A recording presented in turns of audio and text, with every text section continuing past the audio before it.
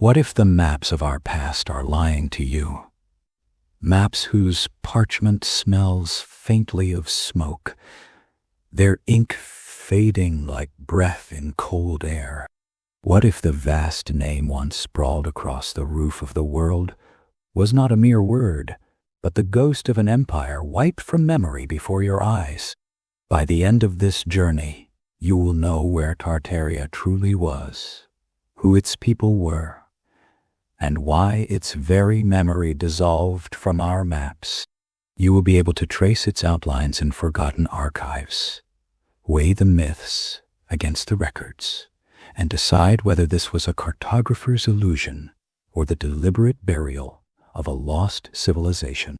And from that moment on, every antique map, every faded atlas you ever see will feel different beneath your gaze, as if you can sense the ghosts still hiding in its lines. Welcome, seeker of forgotten truths. In the candlelit corners of old European maprooms, the name Tartaria once stretched like a golden scar across the unknown. From the Volga's rolling waters to the icy sweep of the Pacific, it covered half the known world, a word written in curling ink where knowledge thinned and myth began. To the eyes of a Renaissance scholar, Tartaria was not a country with borders, but a vast mystery. Central Asia, Siberia, Mongolia, the frozen north. The lands of the Tartars, a name whispered by traders and envoys who rode the Silk Road, and feared by those who remembered the Mongol storms that had once thundered into Europe. But here lies the first fracture. The maps were not showing an empire. They were showing ignorance wrapped in authority, a habit of naming the unknown. And yet, centuries later, this label would become the seed of one of the Internet's most persistent phantom empire myths. The name's origin was tangled in fear and fable. In the 1240s, a Franciscan envoy named Giovanni da Pian del Carpine brought back tales of the Mongols, whom he and others called the Tartars. Europeans, hearing of cities burned and kingdoms broken, added a grim flourish, an extra R, linking them to Tartarus, the pit of the underworld in Greek myth. Thus, a people became monsters in Western imagination, and the land they roamed was inked as Tartaria. Centuries passed, and the name solidified on parchment. In 1570, Abraham Ortelius printed a map grandly titled Tartariae Sive Magni Shami Regni, Tartari, or the realm of the great Khan. The Mongol Empire was long gone, its unity shattered by the mid-14th century, but the myth of a singular domain persisted in European drawings. Yet, here's the first crack in the illusion, a truth hidden in plain sight. To the people living under those skies, Kazakhs, Mongols, Manchus, Buryats, Kyrgyz, there was no Tartaria. They knew Khanates, clans, local rulers. But to the west, the label was easier than the truth. And yet, the word endured for centuries, flowing from Mercator's plates to the globes of Georgian drawing rooms. Its borders shifted like smoke, sometimes swallowing all of Siberia, sometimes shrinking to a corner of Mongolia. On old maps, the inked line would swell and contract between editions, as if the land itself breathed in and out. Then, in the 19th century, it slipped from sight. One edition of a map bore it proudly. The next, it was gone, replaced by names like Siberia, Turkestan, Manchuria. Why? Was it simply the natural death of a label, or the quiet erasure of something more? Before we chase the conspiracy, we must walk the steps themselves to meet the peoples this name concealed, and see whether their stories match the empire that modern myths have rebuilt in their absence. Step onto the boundless grass seas of Central Asia. The wind tastes of salt and iron, laced with the memory of far-off rivers. You hear the low groan of leather straps as a caravan passes, and the muffled thud of hooves sinking into soft earth. Here, there are no city walls, no marble gates, only a curved horizon where herds move like drifting clouds, and the patient rhythm of nomadic life. On the maps of European cartographers, this vast living world was reduced to a single alien word, but the truth was far more complex. There were the Turkic riders, Kazakhs, Kyrgyz, Tartars, Uyghurs, who followed the pasture cycle, their lives moving in harmony with grass and season. The Mongolic clans, heirs of Genghis Khan, herded sheep and horses across the steppe, their white felt yurts glowing like moons against the earth. In the northeast, Manchu and other Tungusic tribes raised painted banners in the cold air of Manchuria. Farther north still, Buryats, Evenks, and Chukchi lived with reindeer and seal, their days shaped by the tundra's ice and silence. A Genoese cartographer in 1455 recorded, "They have no city nor fortified place. Their homes are in carts pulled by horses. At certain times gather into one group, the horde." It was not the portrait of a marble capital, but of a civilization without walls, one that moved like a tide, never anchored to stone. Faith varied with the landscape. Islam in the south, Buddhism in the east, shamanism and animism in the forests. Dozens of languages wove through this land, most born from Turkic and Mongolic roots, each tribe naming the same winds and stars in its own tongue. To themselves, they were never Tartarians. They were Kazakh, Kalmyk, Buryat, Uyghur.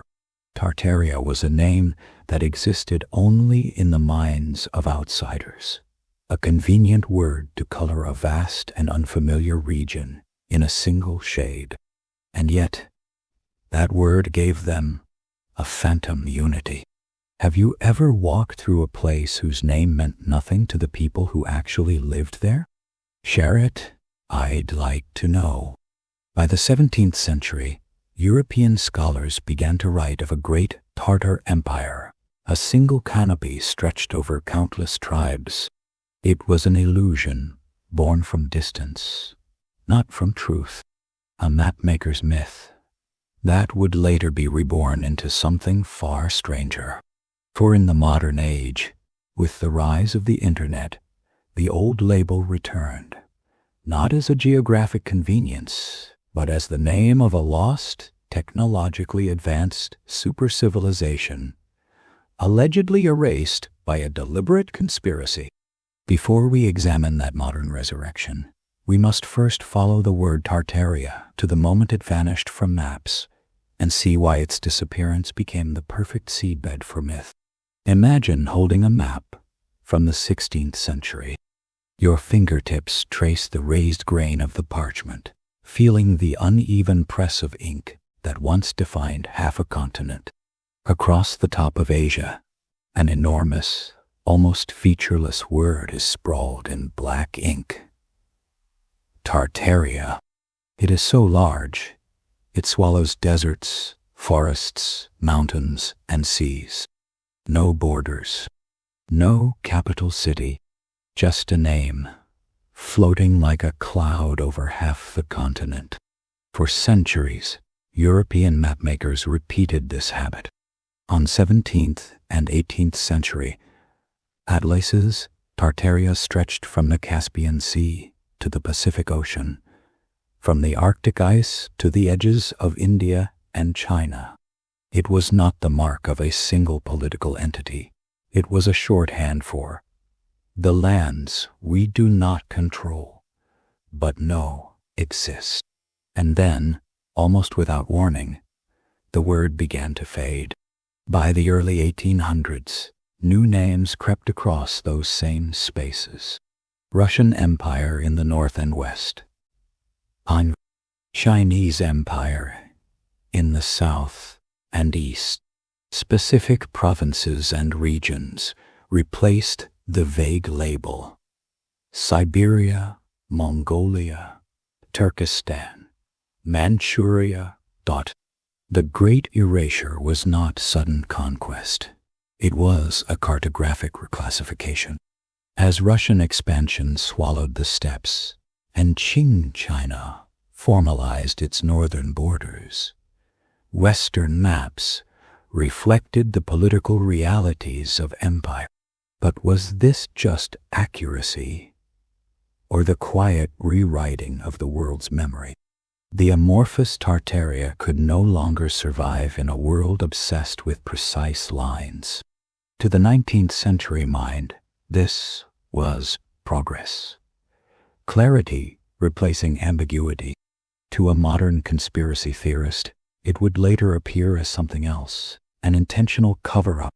Why? Because the fading of the word left a gap, a mystery. One day, half a continent bore the name of a vast realm. The next, it was gone, replaced by nations whose histories did not mention any Tartarian Empire. And into that gap poured speculation. Some claimed that Tartaria had been a global power, technologically advanced, culturally unified, destroyed by a catastrophic event like the so-called mud flood, a theory that imagines a worldwide deluge of Earth burying entire cities. Others linked Tartaria to star forts, geometric fortifications found on multiple continents, suggesting these were remnants of a lost, advanced architecture. If these structures and cities belonged to Tartaria, then their erasure from maps could be proof of a deliberate suppression of history. Historical records, however, tell a more mundane story. There was no single empire, only overlapping spheres of influence, tribal confederations, and shifting borders. The maps lied not out of malice, but out of ignorance, a European habit of filling blank spaces with convenient names. Yet the fact remains, between the 18th and 19th centuries, a label that had defined a huge part of the world for generations simply vanished. And when something that big disappears, it invites questions. And questions invite stories. Today, digital archives allow anyone to compare maps from different centuries, to see Tartaria appear and dissolve before their eyes. To the believer, this is visual evidence of suppression. To the historian, it is the natural death of a placeholder term. And to the viewer, to you, it is an open question. What really happened to Tartaria? Before we can answer, we need to step into the most explosive part of the theory. The idea that Tartaria was not only erased from paper, but from living memory itself. By the mid-19th century, the word Tartaria had all but vanished from Western maps. But what about the people who supposedly lived under its banner? If an empire of such scale had truly existed, traces should remain. In chronicles, in monuments, in the spoken histories of its descendants. And yet, silence. There are no Tartarian kings in recorded genealogies, no imperial archives with their decrees, no unbroken lineage of rulers claiming descent from a Tartarian throne. What we have instead are the oral traditions of nomadic peoples, each anchored to its own tribe, each speaking of local heroes, regional battles, sacred landscapes, but never of a single globe-spanning Tartarian realm. To a historian, this absence is expected. To a believer in a lost empire, it is the smoking gun. And if the silence was made, who exactly wanted the world to forget? The silence, they say, is not natural. It is manufactured. Here is where the mud flood theory enters. According to this idea, sometime in the 18th or 19th century, a cataclysm swept across the world, covering entire cities in several meters of earth and sediment. Buildings we now enter through what seems to be their ground floor are, in this view, actually upper levels, their true entrances buried. Photographs from the late 1800s showing streets being dug out or windows half buried in soil are presented as proof of this sudden burial. Proponents argue that Tartaria's great cities were among the victims of this event. Their architecture, often described as ornate, symmetrical, crowned with domes and spires, was not the product of 19th century local builders, but the remnants of a far older, technologically advanced culture. Have you ever seen a building in your own city that felt too old, too perfect to match its history book? Star-shaped fortresses, aqueducts without obvious sources, massive civic buildings with unexplained scale, all become part of the alleged Tartarian legacy. And then the theory deepens. After the cataclysm, the surviving powers, the Russian Empire, the British Empire, the United States, the Qing dynasty, supposedly divided Tartaria's lands, repopulating cities and rebranding their architecture as their own. History books were rewritten. The very word Tartaria was scrubbed from records, ensuring that the next generation would never even know what had been lost. Mainstream historians counter these claims with grounded explanations.